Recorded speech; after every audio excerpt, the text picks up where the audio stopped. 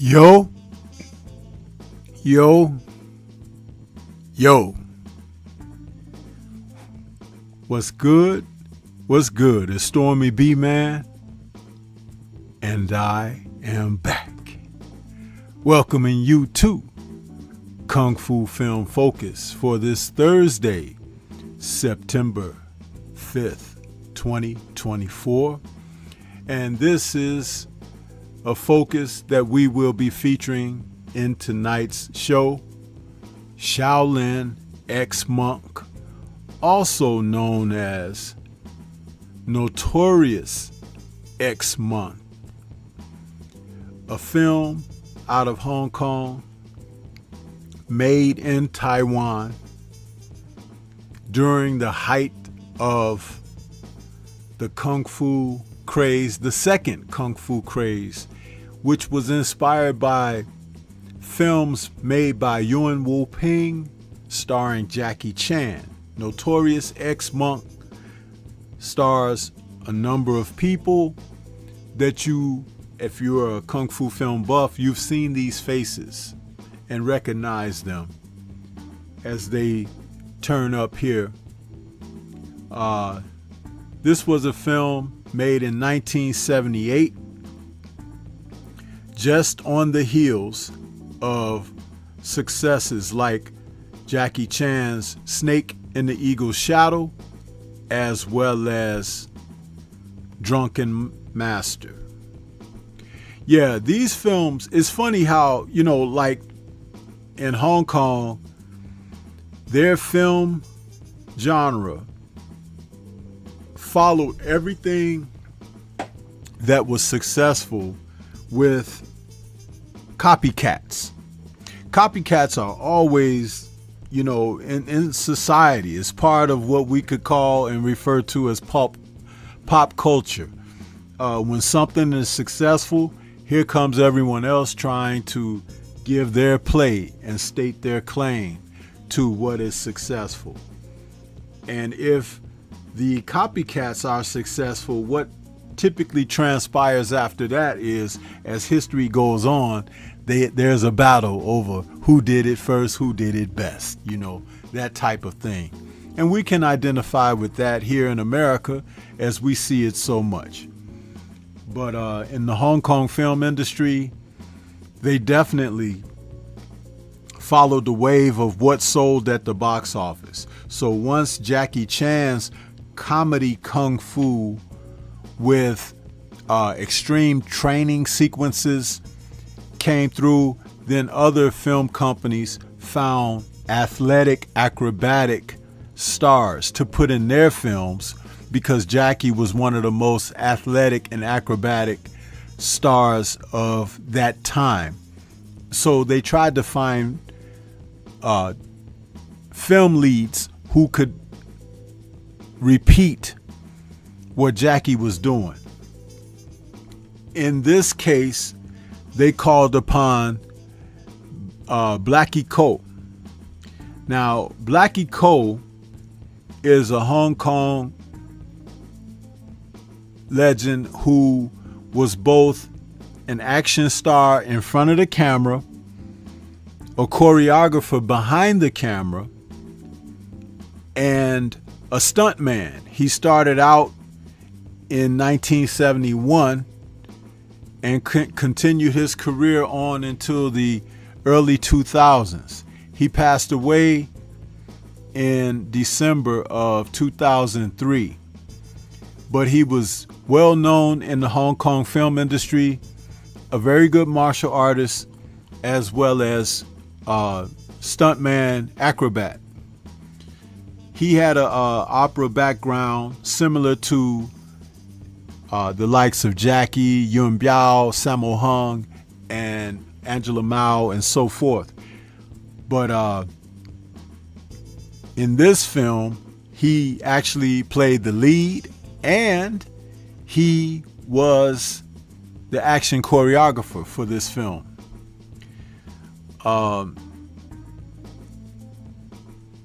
Blackie Ko was one of the guys who would always take a back seat to main stars, but his fighting prowess was better than half the guys he played in films with.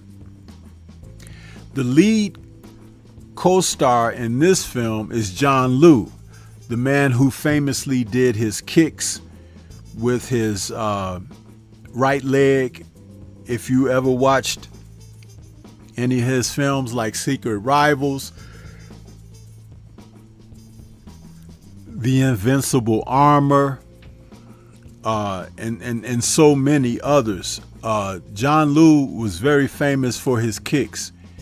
Not many people realize that he was also a student of Tan Tao Lang, Korean martial artist and expert who also was a star during the mid-70s through the early 80s himself.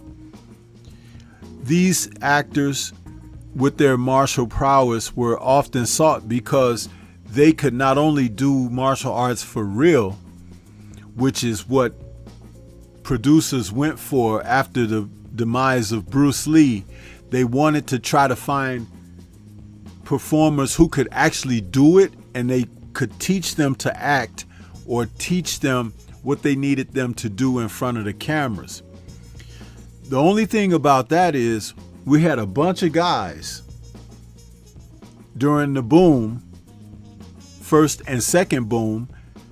They were out there, but a lot of them didn't have the cinematic charisma that producers really sought. So time and again, they would make film after film. Sometimes guys would be typecast. Sometimes they would put them in different types of roles to see if audiences would respond to them. And basically, it came down to how good the action could be designed for a film. And so after they started looking for guys with charisma, they began to just focus on the guys who could really perform in front of the camera. And that's where you began to see the best of the martial artists do their thing during the first and second Kung Fu movie boom. One of the things about the Kung Fu movie boom also was getting away from the realistic form of martial arts that Bruce Lee introduced during a short period of time. And so they sought guys who were more athletic and who could do the choreography that the average performer could not reproduce in front of the camera. It really made a difference when you had people who could really do it. And so producers went for that. Now again, as I said, this film starring Blackie Ko, who was also the choreographer for this film, and the co-leading star was John Liu. These two made for interesting pair here. We'll get into what the storyline was regarding these guys, but to round out the cast, we saw also veteran stuntman, action man, and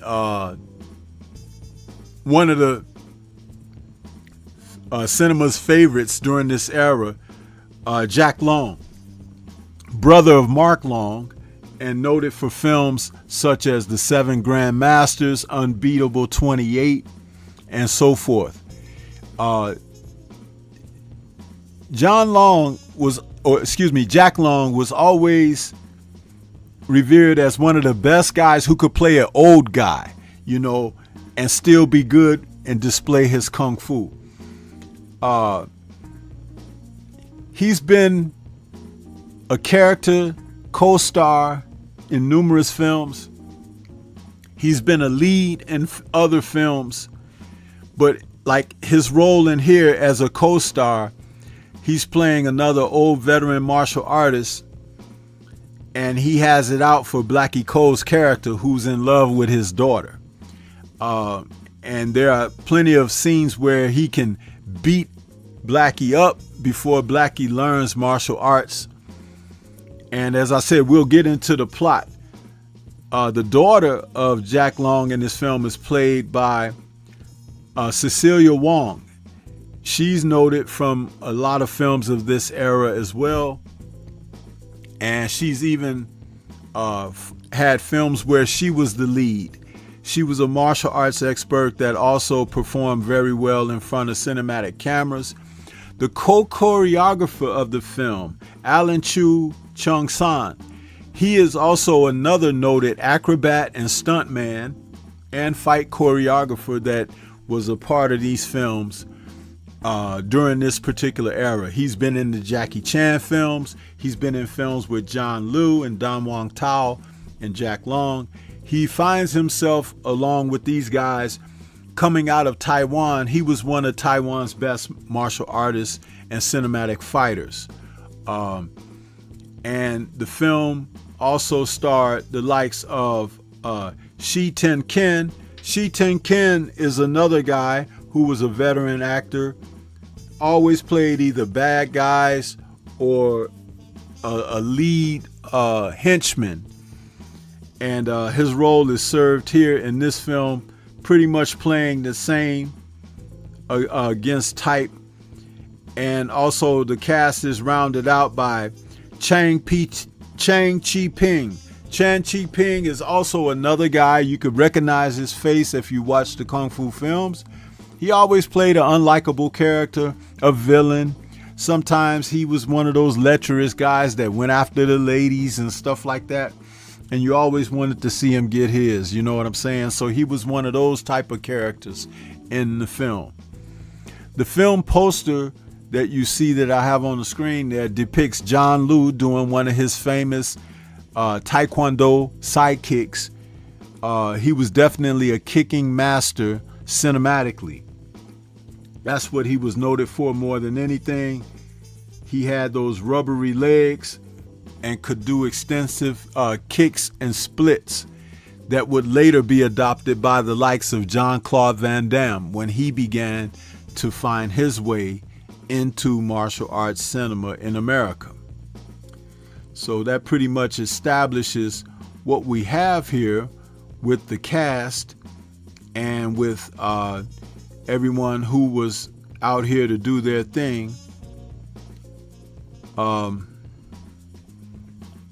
I enjoyed this film, but I did take note of the fact that this was just another play on what Jackie Chan had been doing already.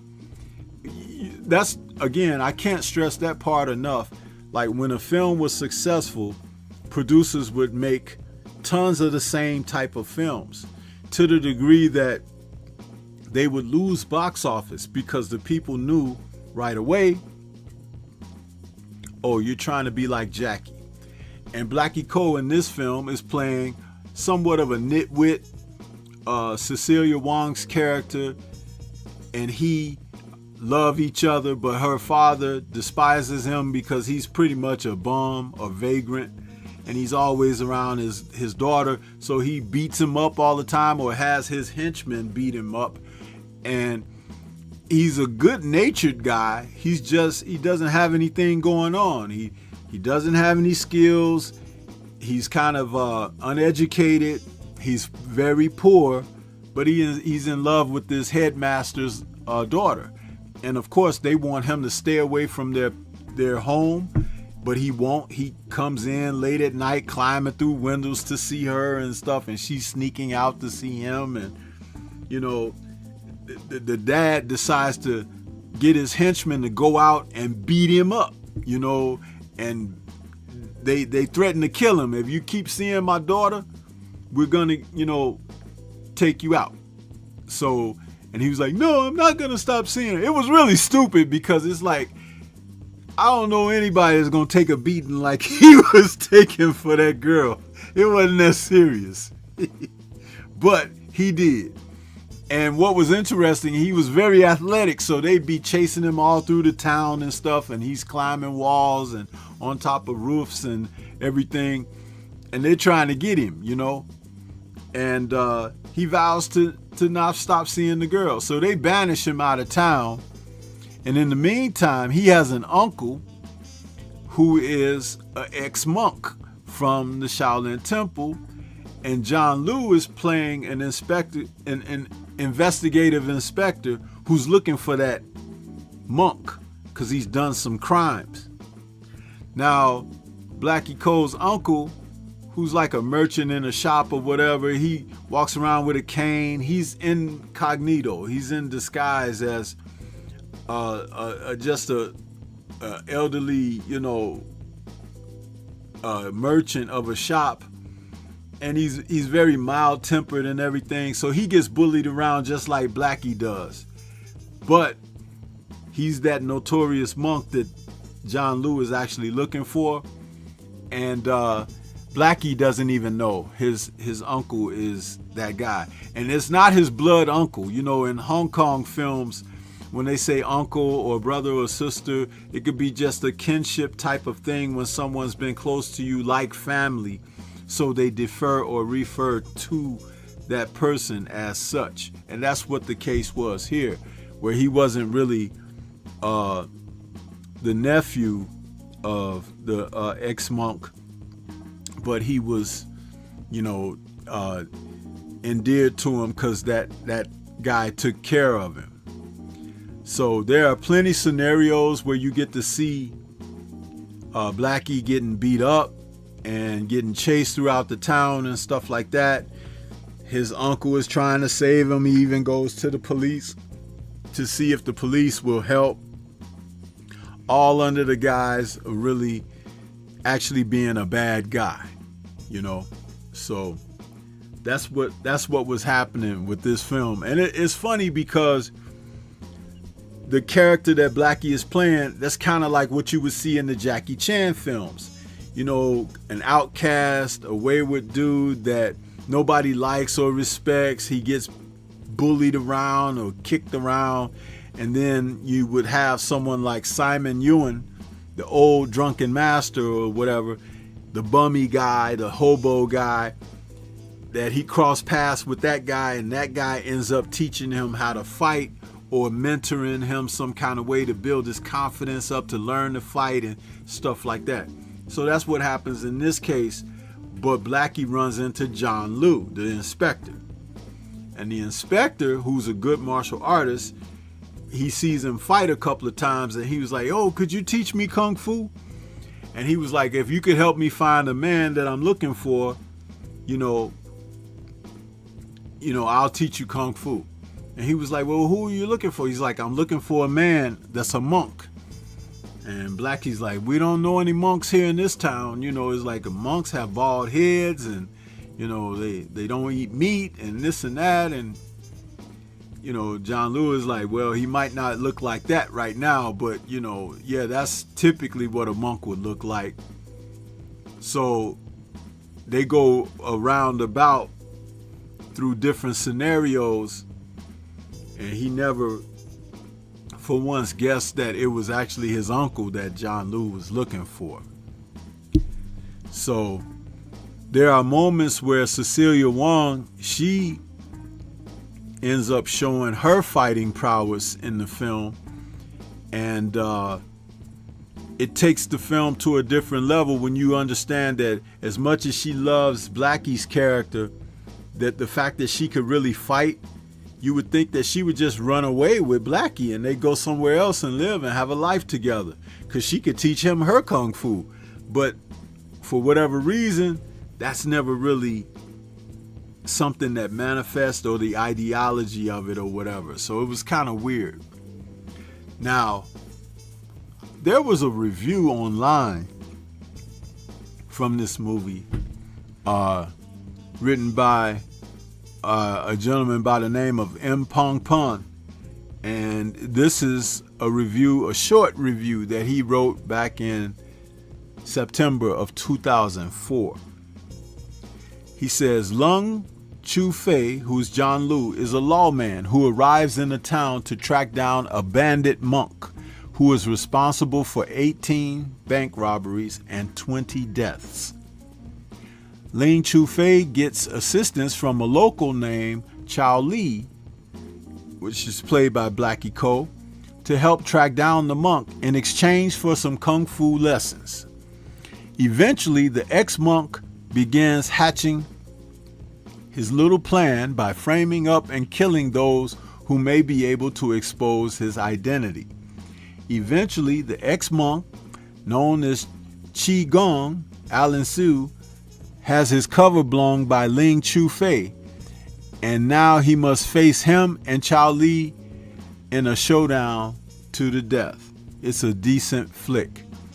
The action scenes are what make this film raise above the average kung fu film. But in my eyes, it is an average kung fu film. But the fight scenes are pretty well done. This film was released in Hong Kong in March of 1978. I don't have any information on how much box office it drew, but at the same time, it was definitely something of popularity.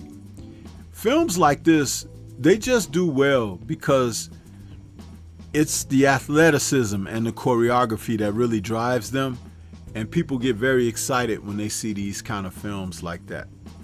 So that's what that was when it came down to the Shaolin ex-monk, also known as Notorious Ex-Monk. It has music that you've heard in dozens of kung fu films before. The opening theme or the main theme of the film is a very familiar tune from one of the westerns from the late 60s, I believe, or early 70s. But this is, what they had at that time, and people didn't care about the music. But American and Western filmmakers were concerned that the Chinese were stealing copyrighted music, for their Hong Kong films. Another reason why they didn't want to release certain films internationally, because you watch a kung fu movie and next thing you know, you got Curtis Mayfield playing on the screen, or it could be something like, Isaac Hayes, theme from Shaft and stuff like that. So they were always doing that with these films. It was kind of crazy how that happened a lot. Very rare did they use their own music, although there were some prolific Hong Kong and Taiwan music people who made good soundtracks. It's just that they were lazy. They would just copy and paste other music from elsewhere, because most of the time their films were dubbed in several different languages. They would be dubbed in Cantonese, Mandarin, sometimes mainland China, Chinese, simplified Chinese, or they would be dubbed in Japanese or even English. So there was always something going on with what they were doing. And it went on for during the whole Kung Fu movie boom. So you would see that kind of stuff taking place. Want to take a moment and see who we got out here in the chat today or this evening. I know once I get to talking, I'll be rambling on. Let's see who we got. It says we got over 20 something views, but only 2 people have written in the chat. We got the brother Shogun 76 out there. What's going on with you, Shogun? Good to see you. I missed you on a couple of the lives. I guess you was busy or something, but it's always good to see the Shogun of Harlem on the Kung Fu joint. Yes, sir. We got the brother Drew Titan LLC out there saying salute. What's good with you, Drew? You know anything about the Shaolin ex-monk, Drew? Huh? Or the Notorious ex-monk? A good, pretty darn good John Liu feature here. Shogun, how about this one? You should have this in your collection, bro. If you don't have this in your collection, I'm mad at you, and you get a C- for that, not having that Shogun. You gotta have the Shaolin X Month. You know, that music that you hear, dun, dun, dun, dun, dun, dun, dun, dun. Yeah, this was a classic for that. Rashid Rourke is in the building as well, saying, please, peace, my brother, as Stormy B Man. Peace, everyone. What's going on with you, Rashid? Good to see you out there as well, man. Good to see you. But who else we got out there? I know we got more people out there. They just don't want to write in the chat. Must be a few more of those peeping through the blinds and the bushes. And you know what I got to say about that, man. Huh? When you're out there like that. Huh? What you doing? You know? I'll tell you what I think about them guys peeping through the blinds and the bushes.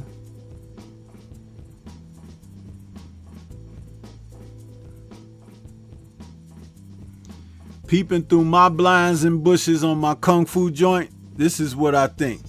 For my own sake, I can't afford to call you my comrade. You're gonna die. That's right, huh? You come around these parts, and that's what you get, huh? Yeah. Coming out here.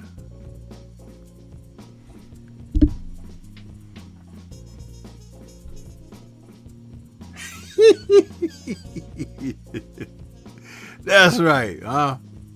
Shogun says, yeah, I got this. He says, I got this one sent for free. Okay, that's what's up. Listen, man. So Shogun, what'd you think of this one? What'd you think of the Notorious X Month? Huh?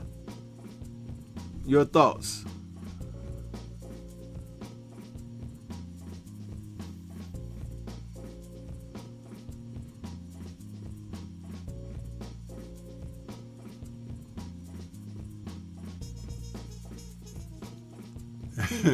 Rashid is laughing. Yeah, man, come in here, just be watching, huh? Won't even hit the like button or nothing. Just be sitting out there like a bump on a log, huh? A boil on somebody's rear end, huh? Yeah. We're gonna pop them boils, huh? With a needle, huh? Let all the pus come out of it. Yeah. Shogun says, I like this one. He says, because I like the Kung Fu movies with bumbling, every man gets to learn Kung Fu. Yeah, and the training sequence in here was pretty cool when John Liu started putting them through some of those routines that were similar to what Jackie would do, you know. But the only thing about Jackie's Kung Fu training sequences is Jackie would create real excruciating moments where he had to train, and you know, he was put through a lot of hurtful scenarios. Like one of the famous ones that Jackie did was when Snake in the Eagle Shadow, or it was it Snake in the Eagle Shadows or Drunken Master, I get them mixed up, when he was hanging upside down with his feet tied up to the tree and a back and a board against his back, and he had to reach down into the bucket of water with 2 cups and do a sit-up upside down and dump the cups of water into the cup that was over his feet, you know, at the top. So it was basically, he was doing sit-ups upside down, but he was reaching into that bucket of water with 2 cups, 2 drinking cups, and would come up and pour the cups of water into the bucket that's up over his feet. Man, those were some tough sit-ups right there. Drew Titan, if you out there, try that and see, get back to me on that one, huh? And we'll see, huh, how good your Kung Fu is. Yeah! Jackie was good on some of that stuff. The torture stuff, Jackie was excellent, man. Like he would do the horse stance with the candle under his butt, and he had the bowls on his arms and hands like this, and he got to stand like that and just hold it. And I remember like when he was doing that, and the bad guy was standing over him with a feather trying to tickle him while he was doing that, because if he dropped those cups and stuff, those saucers, the master would come and punish him. He was tickling him with a feather while he's sitting in that horse stance. He was like, stop. Dude was like, let's see how you can stand there. He was tickling him with the feather. I was cracking up on that scene right there. Yeah, let's see. Rashid says, I don't think I saw this one. Shogun says, yeah, and beats up the bad guys. Yeah, when he finds out that his uncle is really the bandit and everything, he and John Liu team up to fight the Notorious Monk. It's a pretty darn good fight scene. And that Alan Sue, man, you know what's funny about him? He doubled a lot of guys in the kung fu film genre.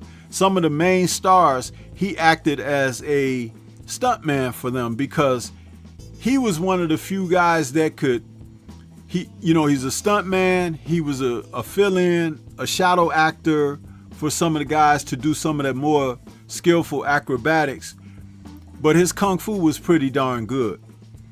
And even as he got to be an older guy, he was still doing some of that outstanding work in his career. It's unfortunate that he passed away, but he was one of the best that the industry had to offer.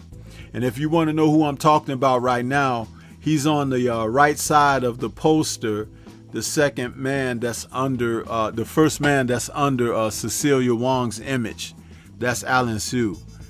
Very good fighter. He was in Bruce Lee, The Man, the Myth, with Ho Chung Tao, who played Bruce Lee in that. He was also in a number of films that were popular, as well as films that, he was in some Wong Fei-hung movies with Jet Li.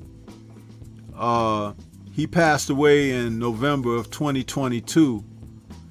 And he was just outstanding, man. He was one of the best that the industry had to offer. Let me see. He directed 2 films, and he was the action director in 3 films. And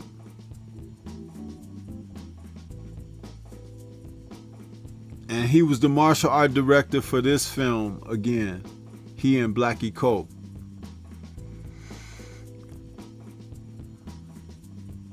Let me see one of his best films that I think that he's in. I'm looking at his filmography right now.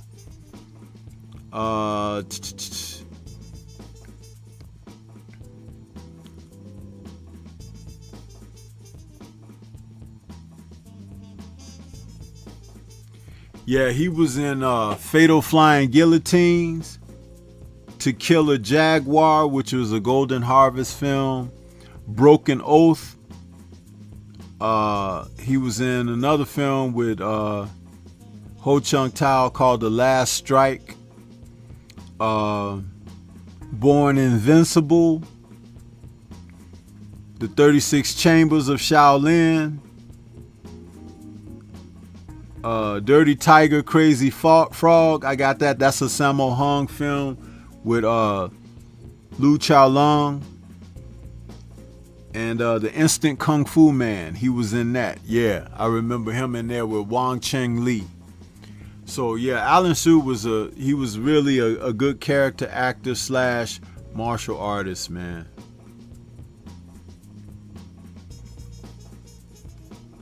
The Wong Fei-hung film he was in, let me see if I could find where that is, where he was.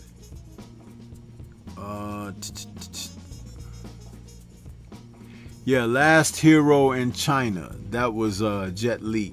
He was in that. That's a Wong Fei-hung film.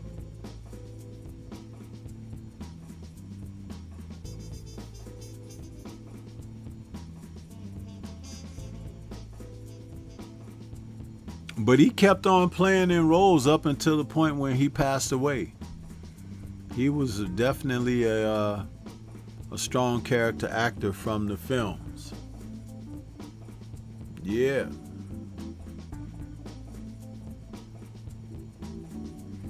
Anybody got any questions on this one? Because, you know, that way I can kind of roll through there and keep you guys, you know, up on some specifics regarding this film.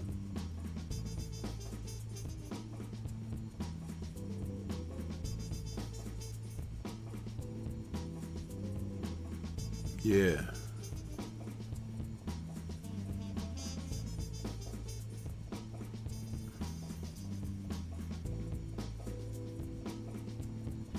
Shogun, why you be so quiet out there in the chat, man? Cause you a kung fu dude. You got a big, huge collection of these films. I'm surprised you don't say more, man. You just kind of be laid back in the cut, chilling. Huh? I mean, there's nothing wrong with participating, you know?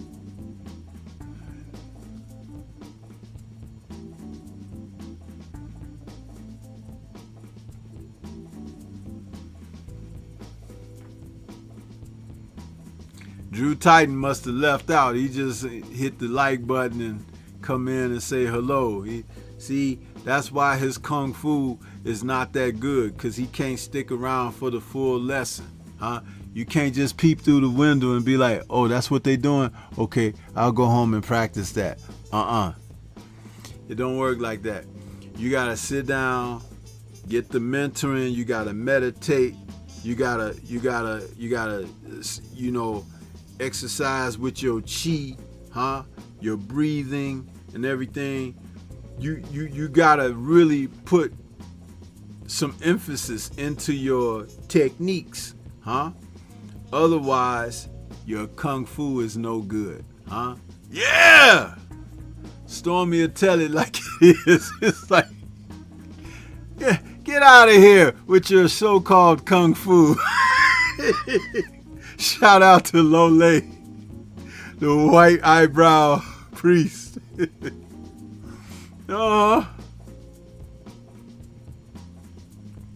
Rashid says, I'm sitting and waiting because I feel like I haven't seen this one. It should be on YouTube. I saw the trailer for it a little earlier on YouTube. And I would play the trailer for you guys, but YouTube be trying to demonetize my shows and stuff when I play the trailers. Even though these films ain't real licensed over here, some of these independents, and they'll still like put that little yellow mark up there on my damn. So I don't play the trailers no more. But I could play the trailers to make the shows more interesting and everything. But when I was doing that, and you know what? One of them films, which is one of the stupidest films, The Superior Youngster, aka Super Kung Fu Kid, or Karate the Hong Kong Cat, they told me to take that one down. So that's why that's not in my archives no more. They actually snatched that one down. I'm like, man, you gotta be kidding me. This is the most hokey kung fu film from the 70s. I remember when I saw it at the drive-in. Chung Yik, who was the star of that film, working the two nunchuckers, the guy who kind of looked like Jimmy Wang Yu, but not, you know, always had the two nunchucks. That's Chung Yik. They made me take that down. Superior Youngster, aka Karate the Hong Kong Cat. I was like, y'all gotta be kidding me. But that was just another one of those situations where they come at you, you know. I'm not trying to make money on that. It's like I'm trying to share with the audiences. And I'm going to tell you guys something. I've said this before. These Kung Fu film focuses, bro, they are so popular. They are my most watched joints out of anything that I do. It's just like right now, it shows that we got like 8 to 10 people in here. You same, my wrenches, they write, they watch and stuff like that. Chat a little bit, because you don't say too much in here. And I understand you want to hear me what I'm saying, but it still would be nice to have interaction. Because this is just a review, like I said, recollection and discussion. That's what this is all about. But people watch this, 2 days from now, it'll be a couple of hundred people who done seen it. A week from now, it could be 1,000. I did one of the Shaw Brothers films last month, over 20,000 views for the Shaw Brothers. I mean, where those people be at all the time? Now, I do more content besides this, but they know I do Kung Fu films, so they just be sitting back in the cut waiting for Stormy to do a Kung Fu film, and then they come? Come on, man. This is crazy, but it happens. Shogun says, I like to listen to you cook, brother. Man, I want to hear what you got to say. You know what I mean? Right in the chat. Cameron Fields is out there. She says, salute Stormy and chat. Salute to you. Rashid says, yes, it's not worth it, Stormy. Yeah, I know, to play those trailers and stuff, it's not worth it. I just, I skim over it. Tay Tay, the real queen, is out there saying, hey, Sifu, what's going on with you, Tay Tay? She says, I'm here, Sifu. I got you. Shogun says, hey, Stormy, have you ever seen a Kung Fu movie so bad that you just turn it off? Yeah, there's a couple of those that I've had a hard time getting through. And what's interesting is they star guys that that's been in good movies, but it's like it's hard to get through. Now I'm gonna tell you one that started out that way for me. The Iron Dragon Strikes Back, which I reviewed a few months back. That's that Ho Chung Tao, aka Bruce Lee film, also known as The Gold Connection. When I first started watching that film, I couldn't watch it all the way through because they running around with blue jeans on and stacks and stuff. But man, one day I sat down and watched that movie because I used to always turn it off early, and I didn't see it in the theaters. I saw it on DVD. VHS, actually, the first time I saw it. Man, I sat through that movie and watched it all the way to the end, and I saw how it ended. It blew my mind. That's why when I did the review of it on this show, I was like, man, that film, it was kind of tough to get through the early parts of it because you had Bruce Lee and these other guys, and they were like four buddies who were just palling around and stuff. He had a girlfriend, he drove a taxi, and his other friends, they were just like, low life dudes and stuff. And they found that gold that didn't belong to them, and their friend stole it, and then he didn't tell them he stole it, and then the mob came after him, who the gold really belonged to, because when he took it to a blacksmith and tried to have the markings on the gold burned off at the blacksmith, they checked around and they found out that blacksmith someone had brought gold to him, and he didn't want to tell who did it, so they killed the blacksmith, and then they was on to the trail of their friend. That movie turned out to be so good, and it's not really a kung fu film, it's an action film, but they do kung fu in there because in Hong Kong they weren't using guns like that. Good movie. I used to turn it off, Shogun, the first few times, until I watched it all the way through, and then I was like, man, I can't believe I've been missing a good movie like this just by turning it off. I remember I had a brother that used to get I used to make tapes of kung fu films for guys, and I used to make them for him, and he was like, man, just don't send me none of them where they're running around in street clothes wearing them stacks. That's what we call them, platform shoes. He's like, I don't want to see those. But what's interesting is some of those movies are pretty damn good.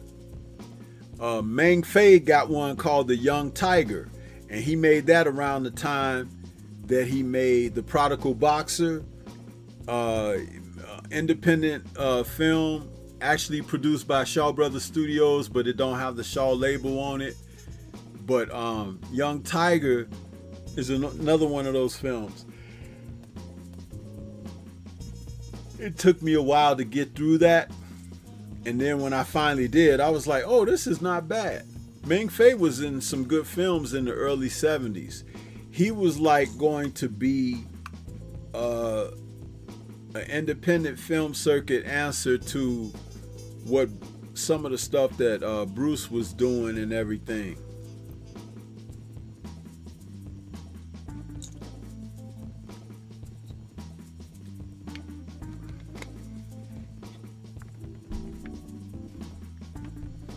Let's see here.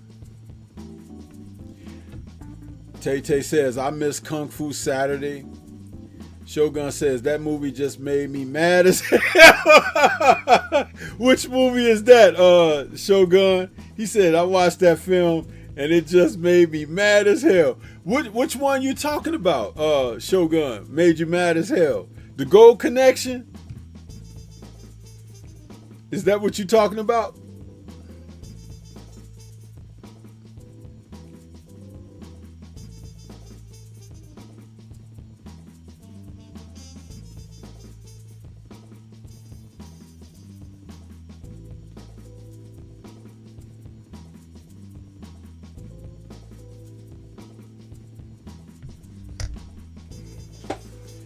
Yeah, Gold Connection turns out to be a pretty darn good movie, man, and I didn't even like it at first. But when I watched it all the way to the end and I saw how it ended, I was like, oh, this does not have a happy ending at all. Yeah, buddy. I was like, wait a minute. I can't believe I saw that. I ran the tape back. I was like, holy smokes, that's how that is?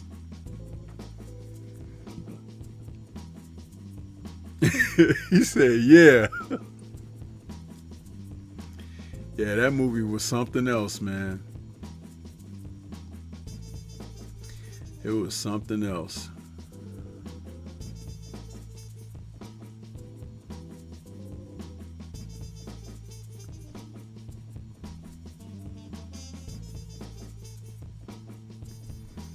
But you have to admit, Shogun, that movie is pretty damn good. It don't look like it from the surface. But whoever wrote that movie, they should have got like, Hong Kong Film Award for changing the situation up, because it was definitely not expected, man, what they did with that.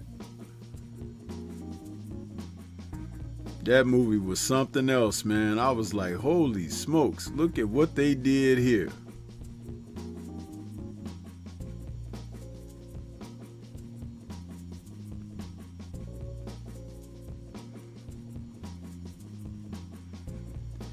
While we here, I'm gonna take a moment and do my little, got my sponsor coming in here for this. Let me take a little break for the sponsor.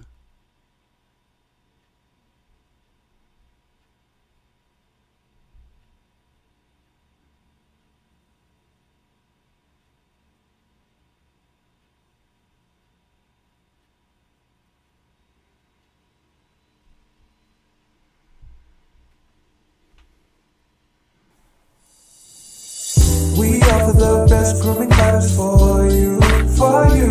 It's all natural and handcrafted too. We wanna help be a swagger. Your style has some luxury. We got products that are made for you with high quality. Yeah. So get in style with the black, yeah. Company, you swagger. Style has some luxury in luxury. Yeah. Black, gentleman, black, yeah. Company, you swagger, style, that's luxury, yeah. Located at www.theblackgent.com. Yeah. I had to get the sponsors in for the show, man. That's what's up. We'll have some more coming up in a minute. Rashid says, I just checked to see if this movie is on YouTube, Stormy B, man. It's only in parts. Yeah, you gotta find it though. Notorious X-Monk is pretty good. It's pretty good, very entertaining. I think it's very entertaining. Shogun says the movie was great, but the ending was BS. No, the ending, listen. When I saw that ending, Shogun and chat, I was like, oh, this is kind of realistic. Because that's how real life is. You think everything gonna be hunky-dory. Nope. Those guys shouldn't have never fooled with that gold, man. They shouldn't have never fooled with that gold. Especially when they found out that those mobsters was after them. When they found that out, they should have been like, you know what? Just give these people their gold.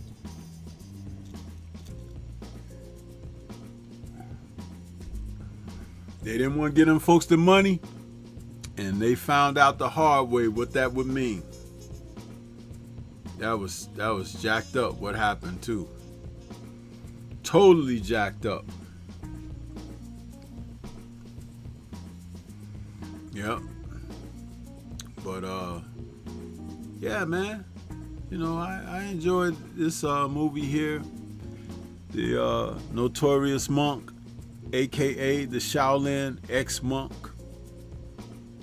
See, you guys, you know, when there's good kung fu movies, there's great ones, there's ones that's in between, and then there are those who are just kind of like meh, you know. But when you like those films on all levels, you know, you can be entertained by them.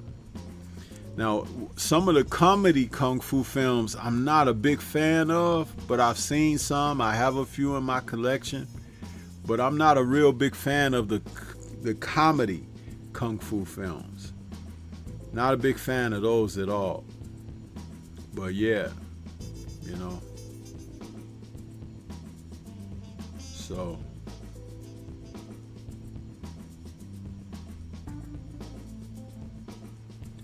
but yeah.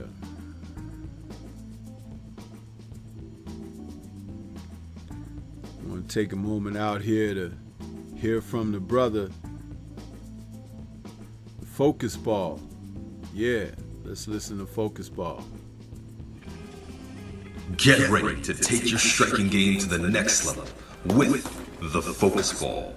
Dramatically improved footwork, timing, head movement, hand-eye coordination, reflex, and overall fight IQ. It's lightweight and extremely portable, so you can train every time, everywhere. When you don't have a coach to do mitt work, get a Focus Ball.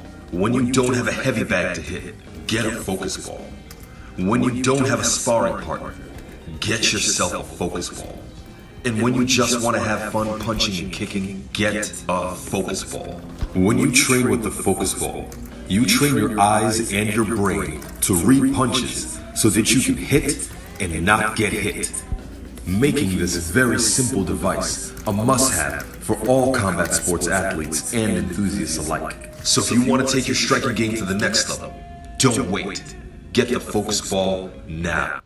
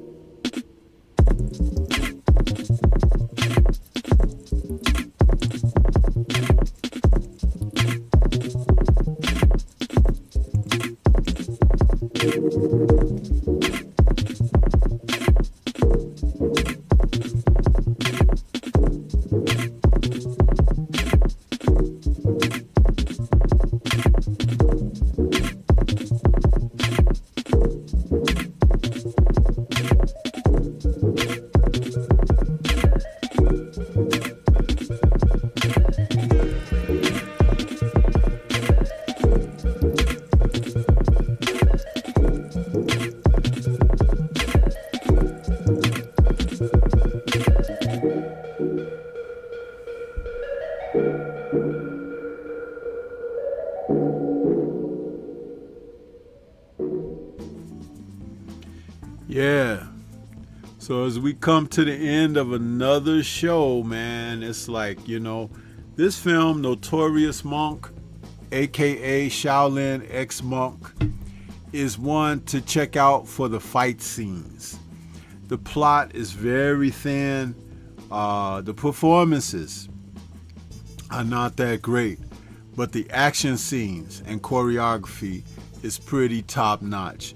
And that, again, being realistic about what can draw a person into Kung Fu films, that's kind of one of the leading temptations, is to watch the choreography. For example, there's a Bruce Lee exploitation film called Tower of Death, also known as Game of Death 2. Not a good film by any means. And that film, I believe, was produced in 1981 or 82. But that film has some of the best choreography, and it actually, Yuen Wu-Ping and his crew won a Hong Kong equivalent of action choreographer, like that's the equivalent of an Oscar for their choreography for that film. So if you ever watch the film, just watch the fight scenes. Whenever the fight scenes go down, you see some really well done action and acrobatics that are like breathtaking. So you have to understand, when you're watching Kung Fu films, it's all about what the individual who has an appreciation for these films, what they enjoy most for themselves. And that's kind of how I've kept it for me, but I still can come in and talk about the films. But I'm not going to pass something on as if it's so great you just got to see, it's a must see. No, I talk about them in an even-handedness that allows you to make the decision for yourself if you decide that you're going to check the film out. Everything I say and how I represent this genre is very earnest. And that's all I can do, is be the best person. Because I mean, my tastes are my tastes. But I just try to help guide you in the direction of, the observation of what this genre is and what it's all about. So, but with that being said, you guys, I'm going to head on out. Turn you guys over to the rest of your evening. I appreciate everybody who decided to come in and rock with me for tonight's show.